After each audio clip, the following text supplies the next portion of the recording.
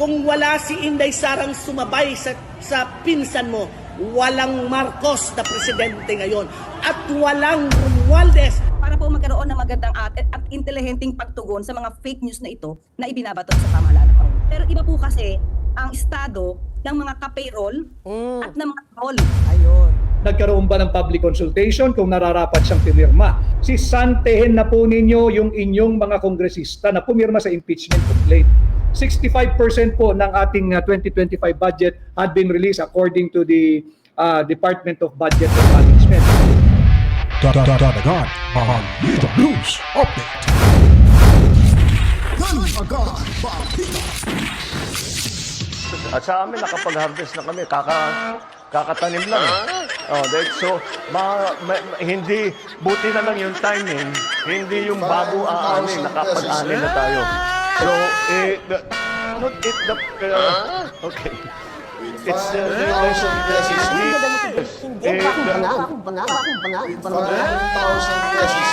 say milyonaryo, sama-sama tayo, babago mo para maging milyonaryo. Dagdag Balita. Alright, welcome back mga kabitan. Magandang buhay. Kamusta ho? Nagbabalik na naman ho tayo dito sa ating palatuntunan, ang Danagan Balita Reaction Video News Update. At of course, pasasalamatan na naman ho natin yung ating 51,785 subscribers. Sana ho, bukas, makalawa, 52,000 na ho tayo mga kabalitaan. At yun po, yung ating mga masugid na tagapanood ay lagi ho silang nag-aabang ho sa atin. Kaya araw-araw ho tayong nagbibigay ho ng latest update or uploaded ng ating mga video upang sa gayon sila po ay ating matulungan na magkaroon ho ng ideya kung ano mga pangyayari sa ating lipunan na mga kabalitaan. At huwag kalimutang mag-subscribe sa hindi pa po nakapag-subscribe sa mga bagong salta. Pindutin nyo na rin ang notification bell. At damihan nyo po, paliguan nyo po yung likes yung video ito. Mag-comment din ho kayo. At of course, i-share nyo rin ang video ito. At huwag nyo lang pong i-skip yung ads ang inyong mapapanood sa mga video dito sa ating munting bahay na inyong pinapanood mga kabalitaan. Ngayon po mga kabalitaan ay pag-uusapan ho natin itong attack dog na naman. Na si Attorney Claire parang may hindi naman ambush interview, kumbaga naka-schedule ho talaga to. May interview ho siya dito sa ASPN ng Net25 at kung makapagsalita ho mga kabaitan, animoy talagang sobrang napakayabang at akala mo kung sino na talagang matalino na abogada mga kabalitaan. And then mahingi rin tayo ng update patungkol ho sa Vice Cam report ni Attorney Vic Rodriguez. Tandaan niyo po si Attorney Vic Rodriguez, kasama ho yan sa lineup po ng PDP Laban na siya ay tumatakbo rin bilang senador. At sana yung siyam na mga senador ho ay didiretso sana sa Senado para ho tayo ay magwagi. Gawing 10 po si Dr. Richard Mata. Hindi pala nakasama dito sa Team Suka. At itong Team Suka ay may katapat rin ito, no? Ay tinatawag natin silang Team Sukarap mga kabalitaan. Alam niyo po ba yung Team Sukarap? Yung Sukarap ba yung nasuntok sa panga tapos biglang bumagsak? Yun ang Team Sukarap po. Salitang dialektong Visayan mga kabalitaan. So hindi na yun sinusuka, kumbaga sukarap na kasi nung tinamaan ng lift hook mga kabalitaan ni si Atty. Vic Rodriguez ay sumukarap po mga kabalitaan. So proud Team Suka ho tayo. Tingnan, ganda ng suot ng damit ni Atty. Vic. Sana Atty. Vic, pag napanood nyo to, sana meron din tayo niyan. Okay, nangingi pa. At laban ho sa Team Sukarap mga kabalitaan. At dito ho, maya-maya ipapakita rin natin itong si Sandra Cam. Ay binalikan ho itong si Tamba, mga walang utang na loob, at itong si Bunyet mga kabalitaan. Ito yung sabi ho dito ni Sandra Cam pala, wala palang S mga kabalitaan. At dito rin, napanood ko lang to sa ni Binag, Cathy Binag, 40,000 rally in Cebu. Mula ho sa Cebu Flash Report, sabi daw rito ang bugas nga tag 20 asa na, pero ito yung parang rhythm niya ay ang bugas tag 20 dadadang dadadang. Ano yung sumasagot yung mga nanonood? Ano ba yun? Boo! Boo! Parang ganun ba, no? Boo! Boo! Mamaya ipapakita ho natin. At bago tayo magsimula, at ito po, ipapakinggan muna natin itong napakagandang talagang napapanahon itong awit na ito, mga kabalitaan. Lalo na dyan sa mayabang kapulungan. Lalo na ho sa mga buwaya, mga kabalitaan. Mga buwaya dyan sa Kongreso. At talagang maniningil na ho ang Pilipino. Dahil po ay sa mga pumirma, lumagda na mga sinasabi nating mga kongresista. Nako, takot na ho sila, mga kabalitaan. At ito po, kailangan ho nating protektahan si VP Sara Duterte. Kailangan ho nating magtulungan para siya ay may panalo yung kanyang laban sa darating na mga pagkatapos ng eleksyon, yung impeachment trial na gagawin ho dyan sa Senado. At yung siyam ay kailangan may pasok para ho tayo mapush na natin si VP Sara Duterte na tatakbo sa 2028 presidential election, mga kabalitaan.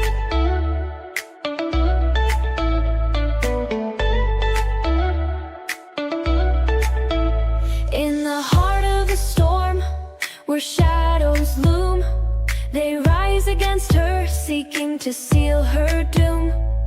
Whispers of impeachment echo through the halls, but we stand united as the eagle calls. From Luzon to Visayas to Mindanao shore, we rally together, stronger than before. A call to defend, let our voices ascend. For Vice President Sara, we stand till the end. The media's roar like a relentless tide, but truth is our armor with courage as our guide. Congress and critics, they aim to subdue, yet in this battle we stand strong and true.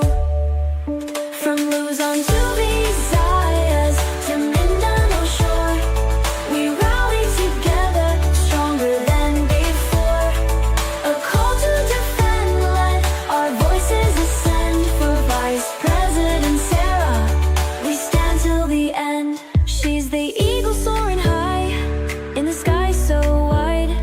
With wings of resilience, she will not hide. In unity we find strength, in hope we find light.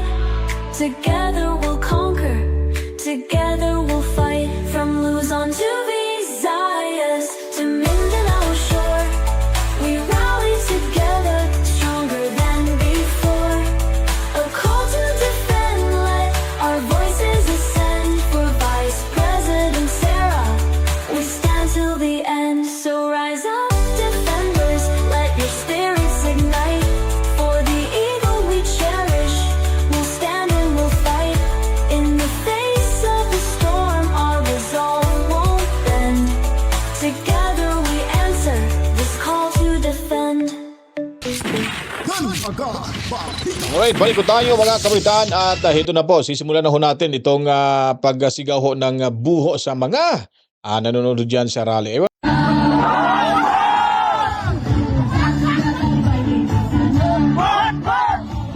Bot-bot pala, hindi buho. Ganda, no?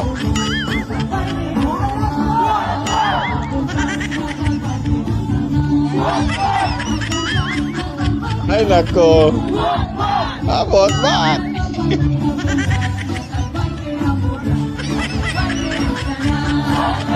Ayun po, hindi natin tatapusin to. Baka makapiright tayo rito, no? Hindi pa naman natin na-check on the spot to, mga kabalitaan.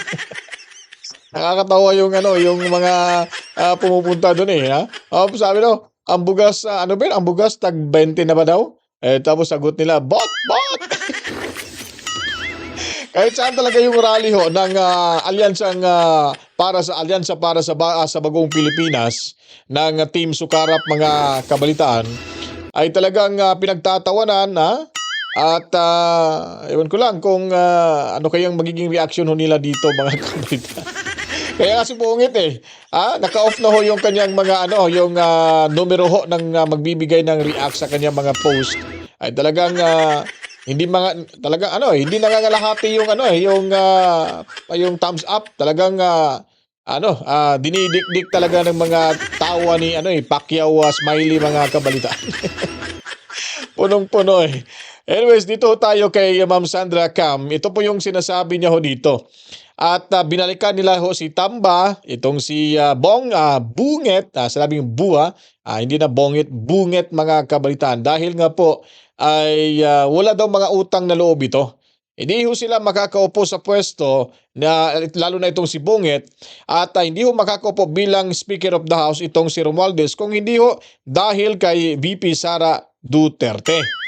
Na-real talk ko sila dito, mga kabaitaan, ni Ma'am Sandra Cam, mga kabaitaan. So ito, panoorin at pakinggan ho natin to. Kung wala si Inday Sara, yan ang totoo. Kung wala si Inday Sarang sumabay sa pinsan mo, walang Marcos na presidente ngayon. At walang Romualdez na tambalos-los na maging speaker ngayon. Yun lang ang isipin mo. Ang administration na to, malaki ang utang laloob sa mga Duterte.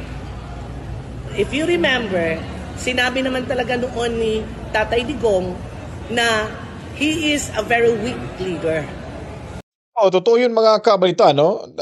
Kung isipin ho natin ba, no? Hindi nga, walang plano si Inday Sara na tatakbong presidente, pero siya po yung sinisigaw ng taong bayan.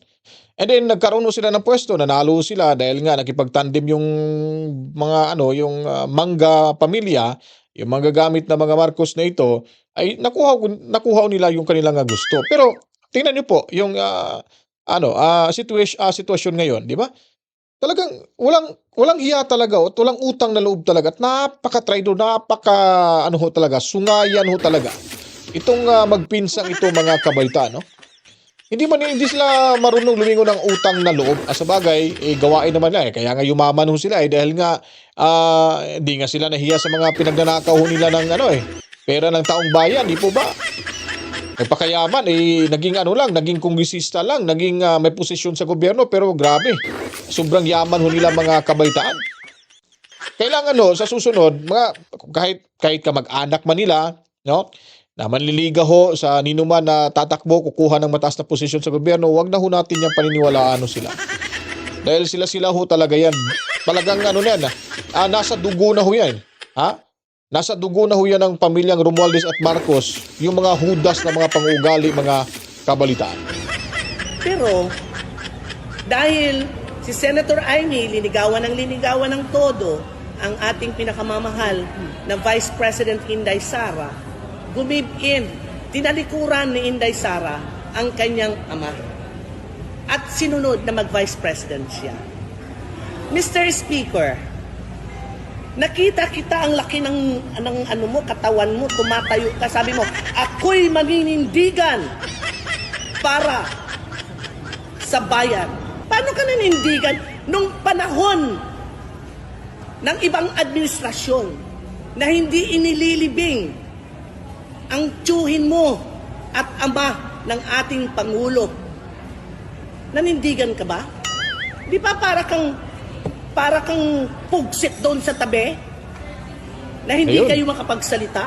Ngayon nagkapoder ka. Wala si Inday Sara, yan ang totoo. Yung sumbat na ito ay hindi ho talaga ito makakalimutan ni Tamba. O nga naman, ano bang ginawa niya? Nung marami hong hindi sumang-ayon sa planong ilibing ito sa libingan ng mga bayaning, itong si Makoy, mga kabalitaan. Ano bang ginawa ni Tamba? Di po ba? Ngayon tatayo-tayo tapos talagang gagawin lahat para lang ho sa bayan, mga kabalitaan. Tama, front na sabihin natin, para sa bayan. Pero yung bibig, hanggang bibig lang ho yan. Pero yung utak at yung puso mo ay para ho sa pera ng bayan. Hindi ho sa bayan lang. Para sa pera ng bayan. Yun po yun. Tama sinabi ni Ma'am Sandra Cam dito, mga kabaitaan. Napakawalang kwenta ho talaga to. Papayag ho ba tayo na ganitong klaseng pang-ugali ng isang Speaker of the House na una, napaka-traidor, walang utang na loob, at marami akusasyon na kawatan ho sa pera ng ating bayan? At ayon pa ni Manong Ted, mga kabalitaan, ay binahay na ho nila yung pera na para sana sa pangkalahatan sa ating bansa ay nasa kamara na, inuupuan na nila. Tama ho yung espekulasyon ni Manong Ted na ito ay gagamitin ho sa pangangampanya ho nila. Sa pamamagitan po ng AX, Tupad, at ano pa yung ayuda-ayuda na yan, mga kabalitaan. At pinipilit pa talaga nila, kinukuhanan pa nila, siniro pa yung budget ng PhilHealth, yung Office of the Vice President, at lumubo pa yung budget ng DPWH, daghang project, why human, mga kabalitaan.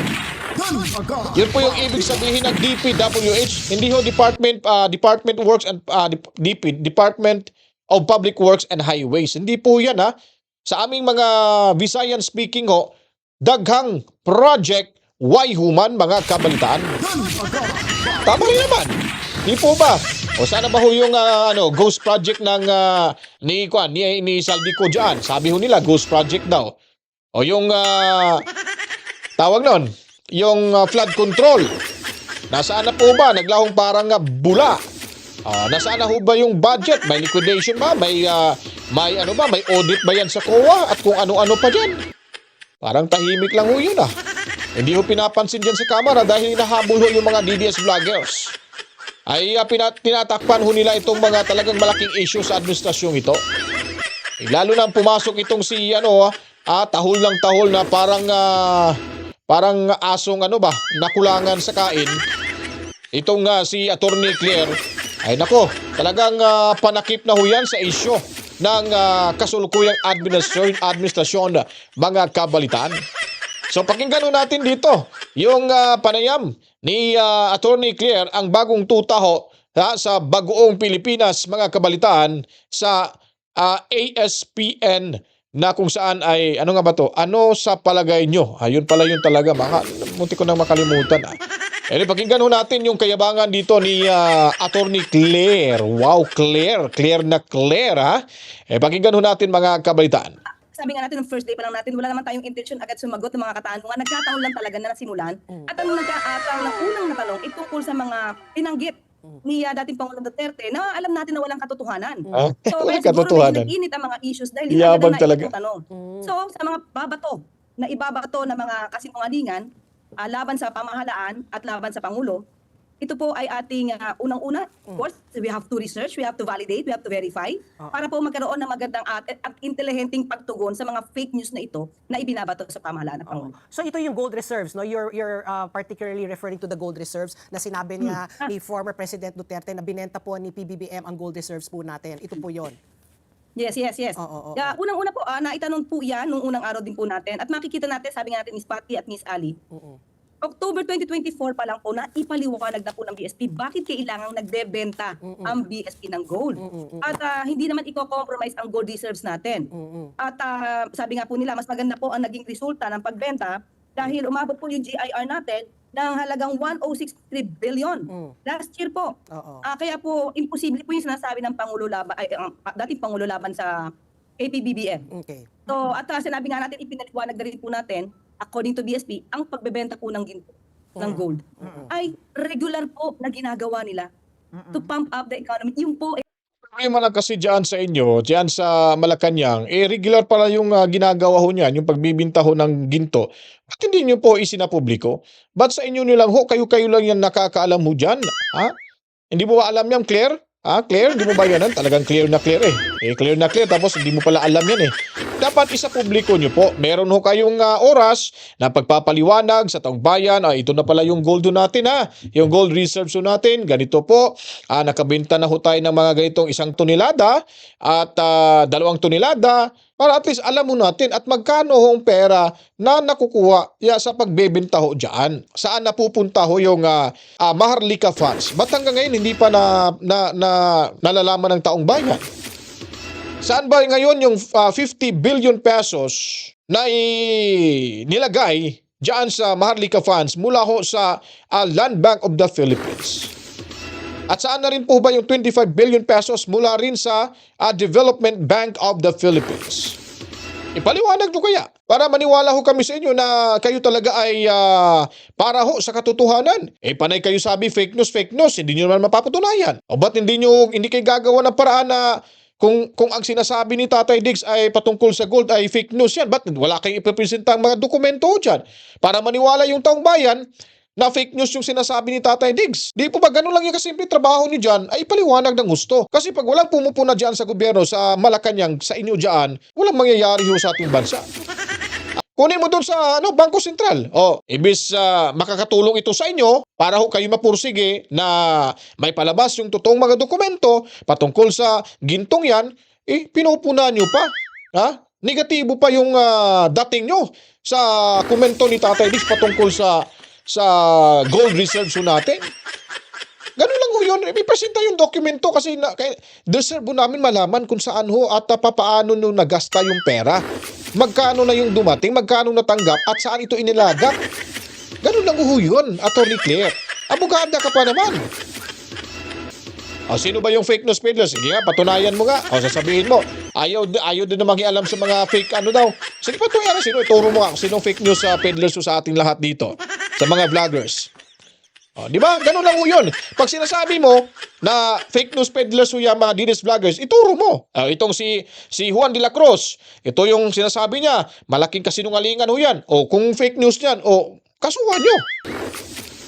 Kung sasabihin sa inyo, kung natatamaan kayo, sasabihin nyo na nga fake news. Ba't ayaw yung depensahan yan? Ang depensa nyo, sasabihin nyo lang fake news ho yun. Napakababaw naman yung nasa mataas pa naman kayo ng posisyon pero napakababaw yung mga rason nyo po. Huwag nyo na kaming utuin kasi matagal na ho kaming nauto ni Bongit kaya hindi na muna pagpapauto yung taong bayan. Dumagdag ka rin sa problema dyan, mas lalong mamumroblema yung administrasyon ngayon dahil sa pagiging taklesa mo. Para kang hindi abogado magsalita, agad-agad kang nagagalit. Yung facial expression mo pa lang, isang tanong lang, galit na galit ka ng sumagot. Ay nako, wala talaga sa ayos tong administrasyon na to mga kabalitaan. Hindi po ito kakaiba. Kaya nagtataka po tayo kung bakit hindi ito alam ng Pangulo. Okay. Ng dating Pangulo. Attorney Claire, bilang abogado, Yusek, at ito nga at merong ongoing na mga hearings, itong TRICOM, at pinapatawag po yung mga vloggers natin, yung mga social media influencers. At dahil ikaw ay abogado, alam mo na yung talagang enshrined, yung freedom of expression, malayang pamamahayag bilang broadcast journalist. At saka ito ngayon na gusto na magkaroon ng sort of regulation dahil tayo nga na mga nasa mainstream media, nananagot tayo sa news, sa hepe ng news department, sa hepe ng network, sa kapisanan ng broadcaster kung ikaw ay miyembro. So ikaw, where do you stand as far as freedom of expression at malayang pamamahayag vis-a-vis ito din ang kailangan din naman ng regulation dahil meron na talagang lines have been crossed na talagang may kalabasan din naman yung iba sa ating mga yung talagang pagmumura at paninirang puri at yung fake news nga, outright lies being spread. Where do you stand on the issue? Yes, actually, Miss Ali, na imbitahan tayo. Nung pangalawang hearing dito sa TRICOM, naging resource person tayo dyan. At isa sa mga nasuggest natin ay magkaroon sana ng batas na magre-regulate. Isang separate na agency na siya magmo-monitor sa social media. Yung mga content creators. Bakit, Miss Ali? Sabi nga natin kung sa mainstream media ay meron tayo tinatawag na MTRCB, KBP, tayo din ay miyembro ng KBP. Bakit hindi natin gawin sa social media? Ang importante rito, Miss Ali, is ma-distinguish yung mga content creator na nag-express lang ng opinion. Yan ay definitely hindi dapat makartil ang kanilang freedom of expression. Maliwanag tayo dyan. Pero Dapat hindi talaga makartilo yan kasi wala na kayo sa punto na gagawa pa kayo ng anong klaseng regulasyon na yan. Meron na ho tayong cyber law o cybercrime law, cyber libel. Meron na tayo niyan. Ba't ano pa bang gusto nyong gagawin? Kung sa tingin nyo maliho yung broadcaster, yung vlogger na yan, paninirang puri na ho, ba't di nyo na lang kasuhan? Ba't sasabihin nyo pang i-regulate nyo? Nasa internet ho tayo, ma'am. Claire, ma'am, ikaw mismo, vlogger ka nga. Ba't hindi mo pa rin alam yung mga ganong bagay Baka yung www, baka hindi mo rin alam kung anong ibig sabihin nun. Diba? So, imposible ho, ma-regulate ho yung internet. Yung ibig sabihin kasi ng www, mga kabitan, ano yan? World Wide Web ho yan. Hindi ho natin pwedeng ma-regulate ho yan dahil unang-una ho, bago ho tayo pumasok ho dito sa YouTube, bago ho tayo pumasok sa Facebook, meron na ho silang community standards na sinasabi dyan. Diba? Napapansin nyo po ho ba? Yung iba ay bigla na lang nawawala kasi sumusobra na yung kanilang violation, tinatanggal na ho sila permanently. Yung iba hindi na ho ma-monetize dahil against ho sa kanilang community standards. At tatagal ng ilang buwan, taon bago ho ma-monetize na naman, na-demonetize ho ng mga isang taon bago ho niya ma-monetize na naman, ay kailangan ho pagdurusahan niyo po. Yung community guidelines, yun na po yun magre-regulate sa isang content creator.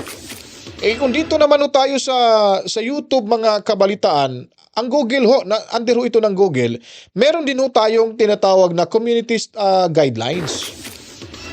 Kaya nga, pag nag-upload ho tayo ng video dito, may it is for kids or not for kids, di po ba, ganun po yun eh. Kaya pag sa tingin ho ng YouTube na merong problema ho, ay talagang binabar ho nila ho yan, binablock ho nila yung video nyo po. O gusto nyo i-complain nyo, mag-appeal ho kayo na itong video na to ay paninilang puri. Hindi ho kayo mismo ang gagawa ng regulation na ito. Dahil internet to ito, paano pag nagalit si Google? Paano nagalit yung Facebook? Magsialisa na ho sila. Tapos yung internet connection, yung mga provider ng internet ay aalis na rin sa bansa. I-withdraw na ho nila yung kanilang business ho dito sa ating bansa. Ano na lang mangyayari sa Pilipinas? Babalik tayo sa panahon ni Kupong-Kupong mga kabalitaan? Ano mangyayari sa airport ho natin? Computerized na ho sila at lahat. Ano na mangyayari sa school ho natin? Diyan sa inyo sa Malacanang. Di po ba sa mga TV stations? Balik na ho sila sa kanilang traditional na tinatawag na media. Dapat, ang gagawin nyo kasi, basahin nyo muna kung ano yung batas talaga diyan. Kumplituhin nyo, huwag yung patalon-talon ho kayo para maintindihan nyo rin. Pwede nyo naman sigurong amyendahan ho yung batas na yan, pero huwag nyo pong sabihin na ikartel nyo po yung malayang pamamahayag. May cyber libel tayo, may libel ho tayo, sampahan nyo ng kaso. Para naman kayo lang, parang ngayon lang kayo ipinanganak sa mundong ibabaw na hindi nyo alam kung ano talaga yung nasa batas ho natin na nakasaad. Tuloy tayo dito kay Claire. Pero iba po kasi ang estado ng mga ka-payroll at ng mga toll. Ayun. Ang ginagawa nila, Itong problema rin ni Castro. Sinasabi ho nilang may payroll nga. Ba't hindi nyo kasi isa-isahin, ipapatawag nyo at dalhin nyo dyan sa korte at kasuhan nyo na sila ay bayad talaga ng ilang individual. Panay ho kayo salita na bayad sila, yung gagawin nila ay utos ng kanilang among nagbabayad sa. Ba't hindi nyo pa imbestigahan yung inyong mga kasamahang mga vlogger? Marami ho diyang umaamin na sila ay bayad ng administrasyon. Hindi naman ho tama ho siguro yun. Nasa ano kayo? Nasa gobyerno kayo. Sobrang napakabalat sibuyas nyo naman dyan. Pati ikaw rin Claire. Dumagdag ka rin sa problema dyan. Mas lalong nahihirapan tuloy yung taong bayan sa'yo. Kasi nga yung pananalita mo hindi kaya-aya sa posisyon mo eh. Gusto talaga to kahit mamatay siguro to. Ay hindi ho ito hihinto sa kanya pagdidepensa kay Bunget mga kabalitaan. Talagang ipaglalaban ito hanggang sa uling patak ng kanyang dugo.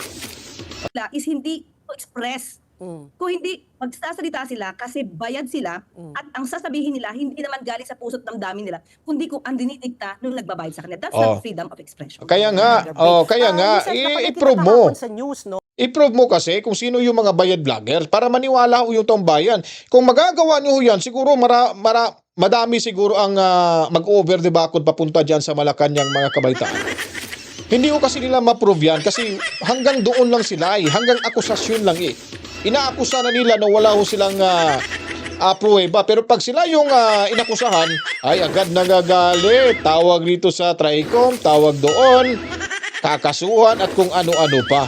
Yun po mga balat sibuyas Anyway, hindi natin niya itutuloy mga kabaitan. Pinapakita lamang ho natin yung gaano ho kagaspang magsalita itong si Claire Castro. Ano ba to ni Franz Castro? Parang ganun silang magsalita, kapareha sila, no? Mag-anak ba to? O tita, tsahin ba niya si Franz Castro mga kabaitan? Hindi, nagtatanong na ako kasi daw ho siya magsasalita, napakataklesa ho.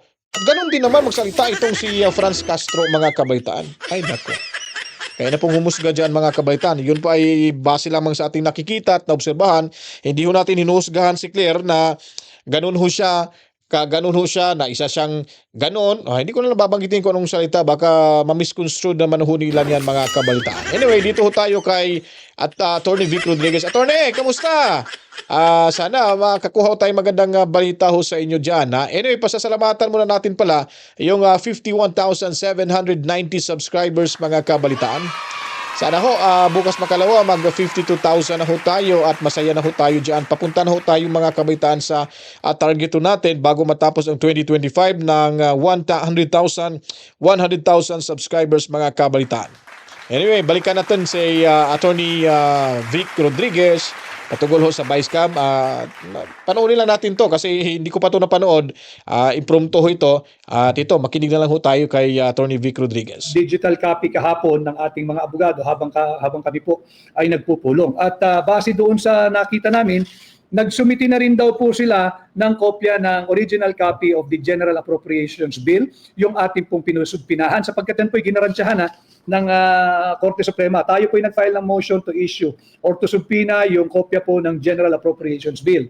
Naghingi rin po tayo ng motion na subpinahan o ipaproduce yung kopya ng General Appropriations Bill. Pareho po itong inaprubahan at pinayagan ng Korte. At kahapon po ay apparently nag-submit na po ng kopya ng hindi ko alam kung anong kopya sinabit nila. Yun lang, yung kopya ng General Appropriations Bill at ng Enroll Bill. Sapagkat matatandaan po ninyo, 2 weeks ago or last week, sa atin pong diretsyong pakikipag-ugnayan sa inyo, nasabi ko na ho na hindi ho ba nung December tayo tinuturo at early part of January, tayo ay tinuturo nung isang kongresista na meron daw kopya ng Enrolled Bill sa archive section ng House of Representatives. Di tayo masunurin, we are following yung lead. Ika nga kung saan tayo pwedeng magpunta. So tumungo nga po tayo doon sa tinatawag na House of Representatives Legislative Archive and Museum Management Service. House of Representatives Legislative Archive and Museum Service Office. Nakita po natin doon na yung enrolled bill na sinasabing may kopya yung archive section, blanco po yung pirma.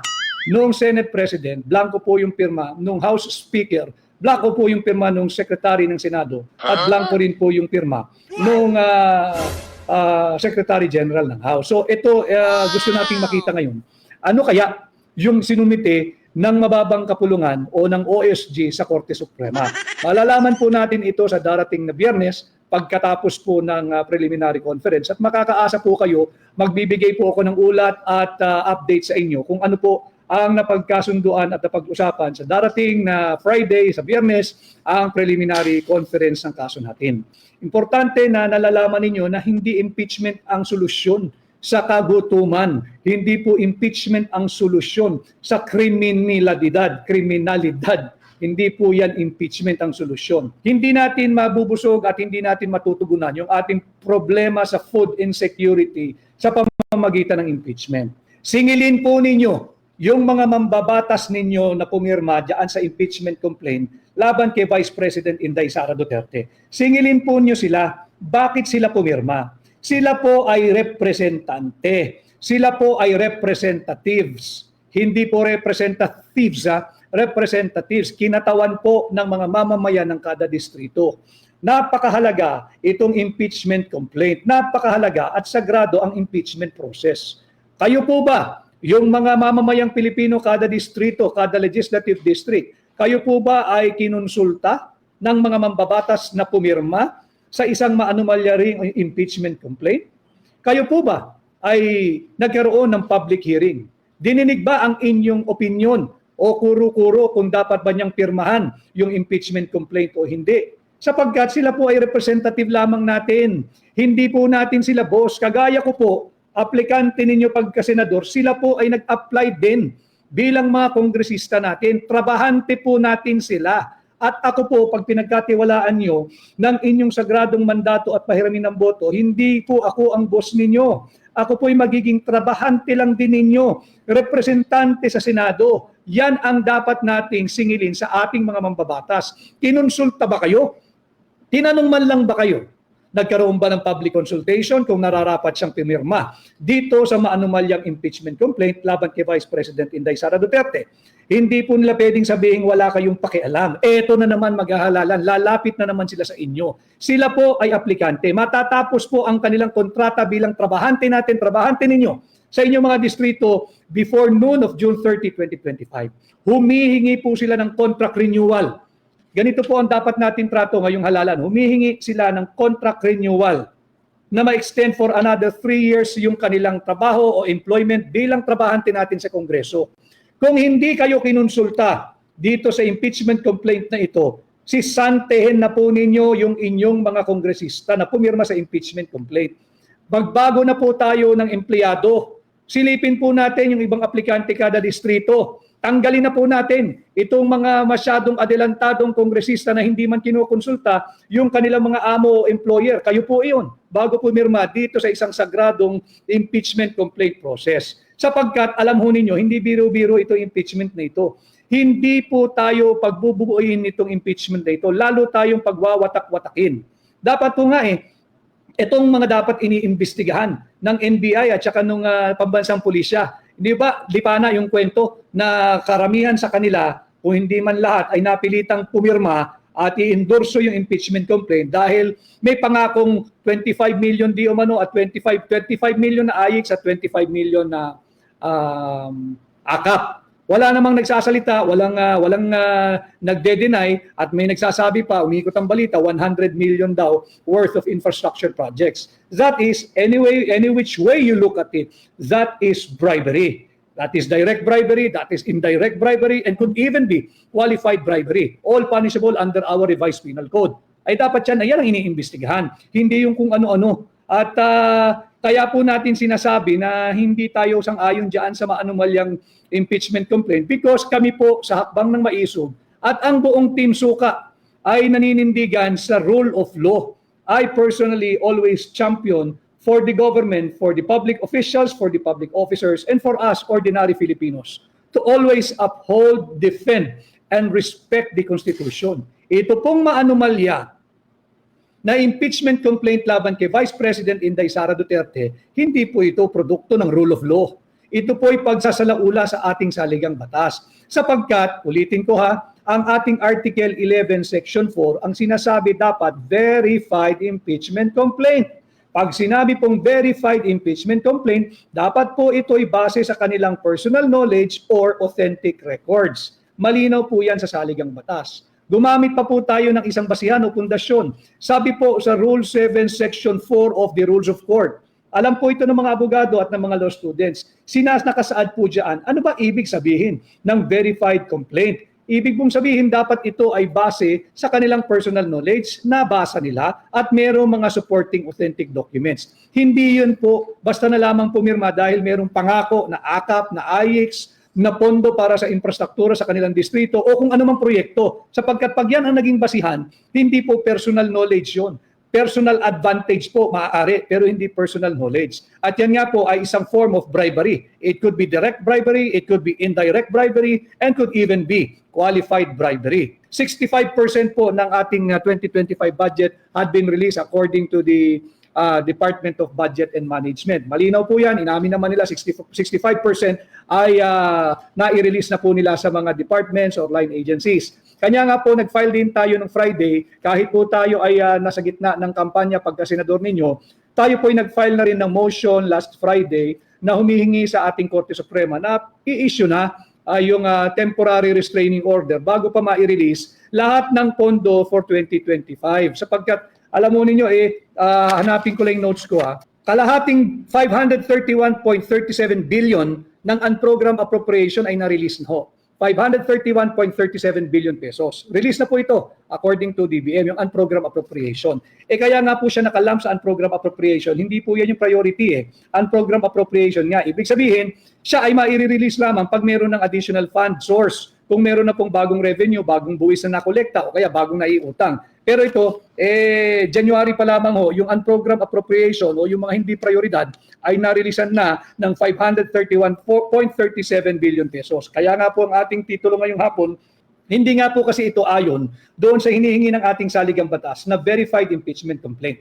Nabanggit ko na po yung requirement ng ating saligang batas, yung Article 11 Section 4, nandyan din yung ating Rules of Court, Rule 7 Section 4, pati po ang sariling rules of procedure ng House of Representatives. Diyan po sa kanilang Rule 2, Section 3 ng sariling rules ng House of Representatives. Ang hinihingi po dapat ay base sa kanilang personal knowledge at base sa authentic document.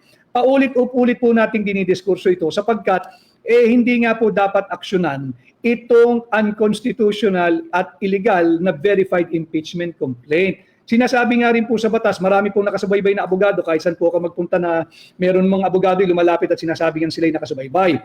Alam mo ninyo, meron tayong prinsipyo sa batas na false in one, false in everything. Pag mali ka po sa isa, mali ka na sa lahat. Ganito po ang estado ng maanumalya at unconstitutional na verified impeachment complaint na inihain laban kay Vice President Inday Sara Duterte.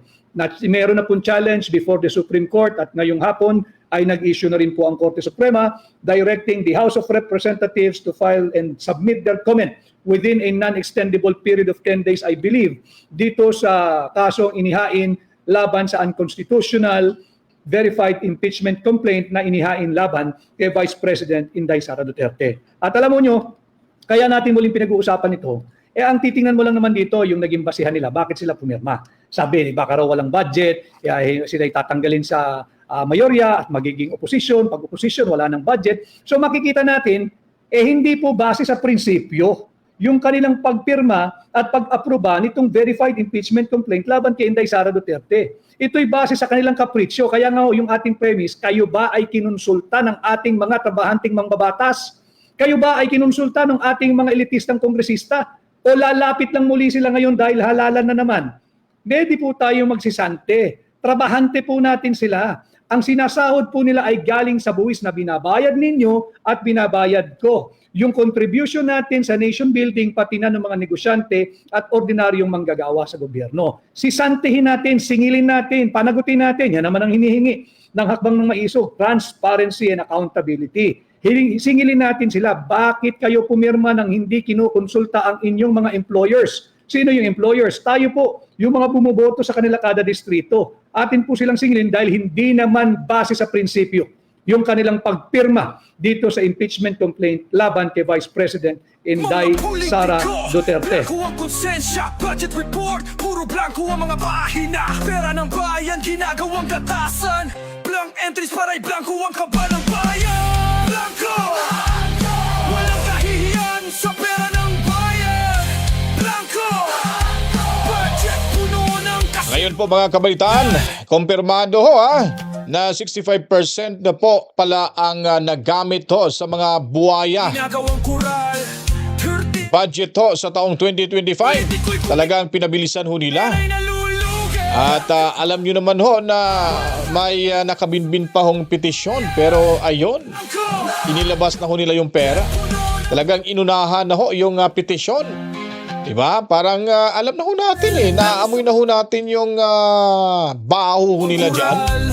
13 budgets na walang laman. Kasi pag hindi ho nila ito, pag susundin ho nilang yung petition, paghihintayin pa ho nila bago i-release yung budget at yung petition ay narin yung resulta ng petition. Ay nako, talagang matenga ho sila. Talagang kamot ulo, parang masibong bungit mga kabalitaan. Di po ho ba? Ayun, kaya kumpirmado ho kumpirmado at sa Biyernes na po pala mga kabalitaan ang itong o nga pala, bago ko makalimutan, ay nagbigay na daw sila ng original na copy ng BICAM report at itong enrolled bill mga kabalitaan. Okay? Then sa Biyernes ay malalaman ho natin, hingi tayo ng update kasi parang dito na ho natin malalaman mga kabalitaan ayon pa ni Attorney Vic Rodriguez mga kabalitaan. Kaya tayong lahat ay magsama-sama tayo. Hawak kamay, kabit-bisig at diretso sa Senado ang siyam. Gawin na nating 10 na mga kandidato ho ni Tatay Diggs Duterte. Itong isama na rin natin si Dr. Richard Mata. Makikita nyo naman ho dito. Meron naman ho tayo dito sa ating screen Ano po ba yung number ni Dr. Mata? Hindi ko po, saglit lang po, medyo mahina yung ano natin, yung transition. Anyway, mamaya ho, balikan ho natin yan. At diretso tayo, boto ho natin para hindi nyo po makalimutan. Isulat nyo po sa inyong mga, kuha kayo ng papel pagdating ng, ng butuhan may mga numero ho dyan, ito si Attorney Vic, meron number 50 si Attorney Vic. Sulat mo lang, number 50, number 22, Bato de la Rosa, number 22, sulat mo 22. Kahit anong mga corresponding numbers na meron nun sila, 28, itong sigo. Number nyo lang para hindi nyo makalimutan kasi minsan sa itsura nakakalimutan. Pero pag numero, 10, gawin nyo pong 10 dahil isasama na ho natin dito si Dr. Richard Mata, mga kabalitaan. Ito po si Dr. Richard Mata, number 42 pala ito. Isama nyo na po 10 ho para diretso na ho tayong diretso na tayo sa Malacanang pagdating ho ng 2028 mga kabalitaan. Kaya po kailangan ho natin isalba itong si VP Sara Duterte. Kailangan lamang ng 8 boto para sa acquittal ni Vice President Sara Duterte at magwagi ito sa impeachment laban sa kanya, mga kabalitaan. Kaya sabi ko po, ang The Eagle from the South, kailangan ho natin itong tulungan na may balik at makuha muli ang kapangyarihan makaupo sa Malacanang dahil alam ho natin ang mga Duterte ang siyang may kakayahan lamang ho na magsilbi ng totoo, tapat ho sa ating bayan, mga kabalitaan. Kaya po, ang pakiusap ko lang ho sa inyo, sundan ho natin yung yapak ni Tatay Diggs Duterte. Yung sinasabi niyang, I am not a Filipino for nothing. At alam naman ho natin na may nagawa ho talaga. Maraming nagawa itong si Tatay Diggs Duterte. At baka hihigitan pa nitong ating Vice Presidente Inday Sara kung siya ay makatakbo ho sa 2028 presidential elections. Kaya tandaan niyo po, God save the Philippines, kabalitaan.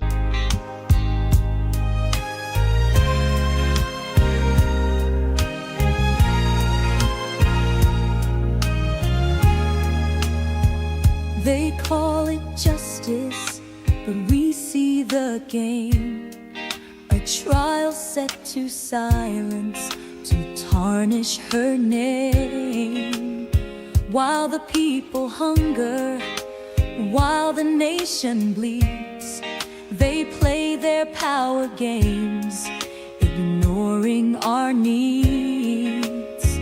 But we are not blind, we are not weak. We stand with courage, we dare to speak. Through fire and trial, through shadows and pain, the voice of the people will rise once again. God save the Philippines, hear our cry tonight.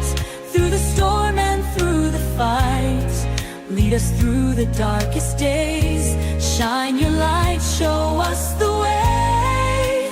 God save the Philippines, hold our nation strong. Justice must prevail, right must conquer wrong.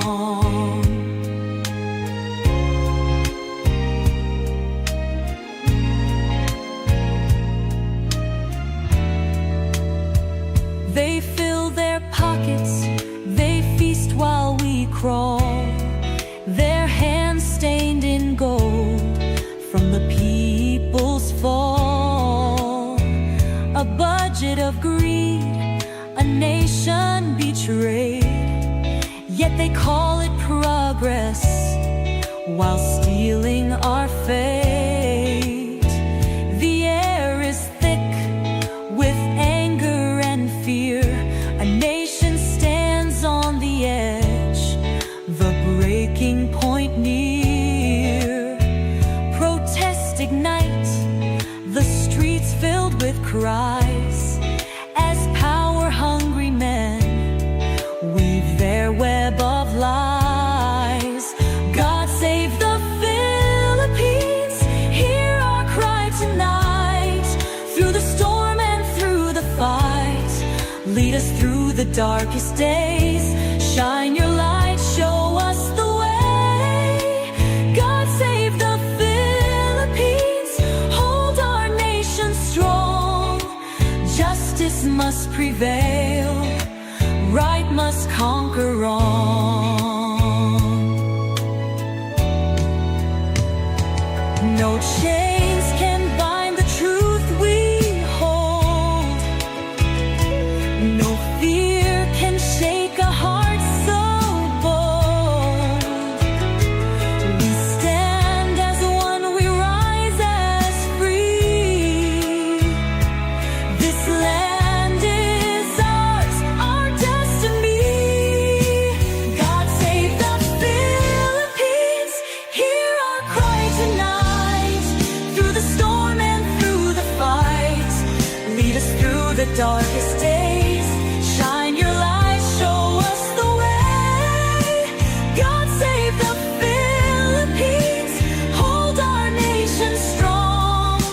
Justice must prevail, right must conquer wrong.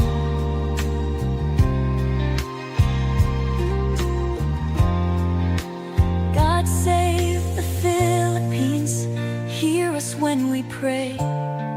Through the trials, through the fray, guide us, keep us, make us see that truth and freedom shall always be.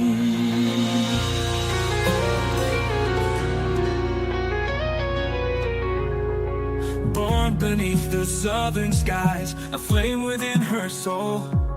A woman of resilience, her spirit brave and bold. They tried to dim her brightness, to keep her on the ground. But like an eagle soaring high, she turned it all around. Whispers rose to thunder, but she would not concede.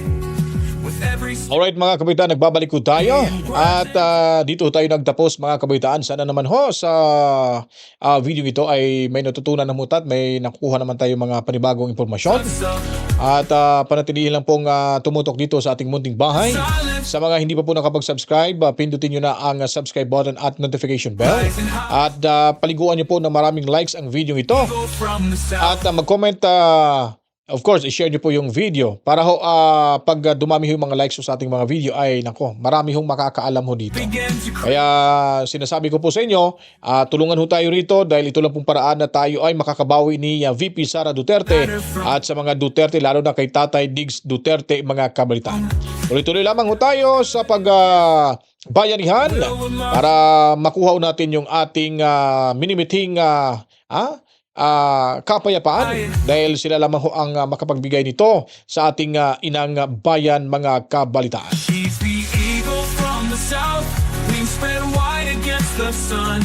Through the storm, she lifts us up. Bago tayo magtapos, pasasalamatan muna natin Mami Rose at Daddy Berting. Salamat to sa walang sawang panonood dyan sa Cebu City, Tobias Family Tubi, and of course ating mga moderators. Maraming salamat ating replay o team replay. And of course mga silent viewers po natin. Maraming salamat to sa inyong lahat. At papalakpakan din natin yung ating 51,790 subscribers, mga kabalitaan. Maraming salamat to. Winds of change are blowing, a new dawn's breaking through. Sa ating mga kapatid na Muslim, assalamualaikum sa inyong lahat. Mas salam. Together we'll pursue Lalo na ho sa mga Pilipino sa mga lupalop ng ating mundo. many. Now echo And of course, yung ating sinasaluduhan lagi ho, araw-araw sa ating content, sa ating video, ang tinuturing ho nating bagong bayani ng ating bansa, take a step. ang Overseas Filipino Workers. We'll embrace Maraming salamat, Luzon, Visayas at Mindanao. the horizon. Ang programang ito ay para sa inyo. Kaya ako po'y magpapaalam na. Mat salam. To God be the glory. Wama. Chip chip. Mwah. Peace out. Against the sun, through the storm, she lifts us up. Her journey's just begun.